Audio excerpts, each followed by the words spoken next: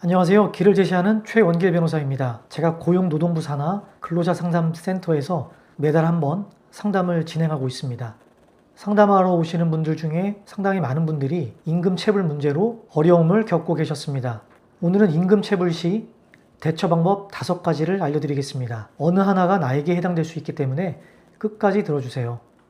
쉽고 빠르게 설명해 드리겠습니다. 첫 번째, 지금 당장 증거부터 저장하십시오. 증거가 없다면 아무리 억울해도 입증할 수 없습니다. 지금 바로 저장해야 할 4가지 증거는 이렇습니다. 첫 번째, 근로계약서입니다. 내가 어떤 조건으로 일했는지 증명할 수 있습니다. 두 번째는 급여 명세서, 통장 입금 내역 등입니다. 평소 얼마를 받았고 언제 들어오지 않았는지 증명할 수가 있습니다. 카카오톡 문자 대화입니다. 다음 주에 줄게 같은 사용자의 말을 캡처한 것이 중요한 증거가 될 수가 있습니다. 마지막으로 출퇴근 기록과 업무 지시 문자 등입니다. 실제로 업무를 했다는 증거가 될 수 있습니다. 회사 이메일이나 전사는 퇴직 후 막히는 경우가 많고 사업장이 폐업을 하게 되면 아예 접근이 불가능해지기 때문에 오늘이 가장 빠른 날이라고 생각하고 지금 당장 증거를 수집해야만 합니다. 두 번째입니다. 노동청 진정이 먼저이고 민사소송은 그 다음입니다. 제가 실제로 근로자상담센터에서 가장 강조하는 조언은 노동청에 진정을 하라는 것입니다. 그 이유는 고용노동부 진정은 무료입니다. 그리고 근로감독관이 사장을 직접 조사하고 시정 지시, 형사 송치 같은 압박이 들어가기 때문에 이 단계에서 합의되는 경우가 가장 많습니다. 만약 합의가 안 된다면 노동청의 진정사건, 즉 형사사건을 그대로 유지하면서 상황을 봐서 그때 민사소송으로 넘어가면 됩니다. 여기서 가장 중요한 점을 알려드리고자 합니다. 임금채권의 소멸시효는 3년입니다. 그런데 노동청 진정만으로는 소멸시효가 중단되지 않습니다. 따라서 노동청에 신고했으니까 안심이라고 생각을 하다가 3년이 지나버리면 임금을 받을 권리 자체가 사라집니다.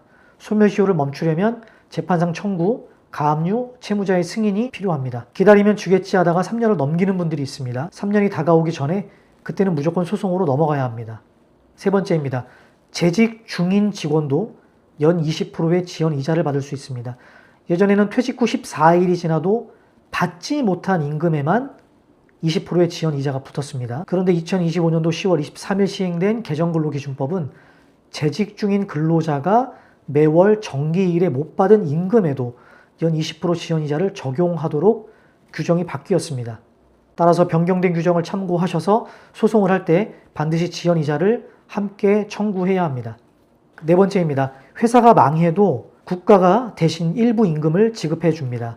간이 대지급금이라고 해서 최대 1,000만 원입니다.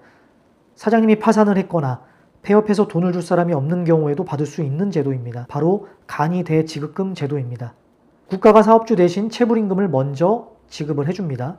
한도는 최대 1,000만 원이고 임금, 휴업수당, 퇴직급여 합산 한도로 보시면 됩니다. 절차는 고용노동부에서 체불임금 등의 사업주 확인서를 발급을 받아서 근로복지공단에 청구하시면 됩니다. 다만 신청 기한이 짧기 때문에 주의를 해야 합니다. 체불임금 등 사업주 확인서는 발급일로부터 6개월 이내, 확정 판결 등 집행권한을 받은 날부터 1년 이내에 청구해야 합니다. 다섯 번째, 마지막입니다.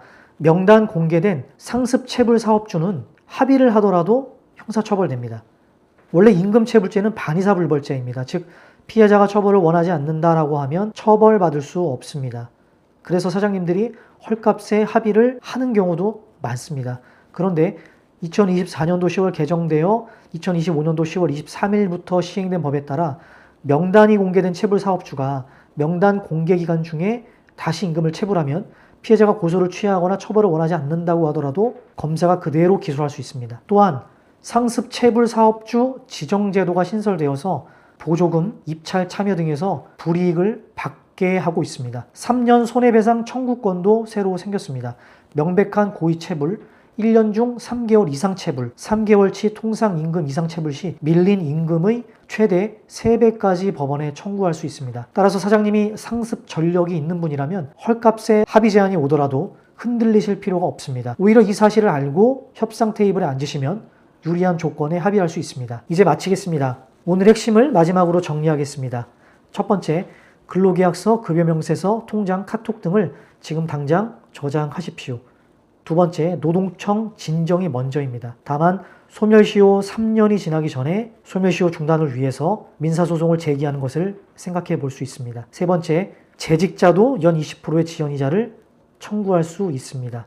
네 번째, 간이 대지급금이 최대 1,000만 원입니다. 마지막입니다. 명당 공개 체불 사업주는 합의를 하거나 피해자가 처벌 불원을 하더라도 처벌됩니다. 그리고 악의적인 체불은 3배를 배상해야 합니다. 도움이 되셨다면 구독과 좋아요 부탁드립니다.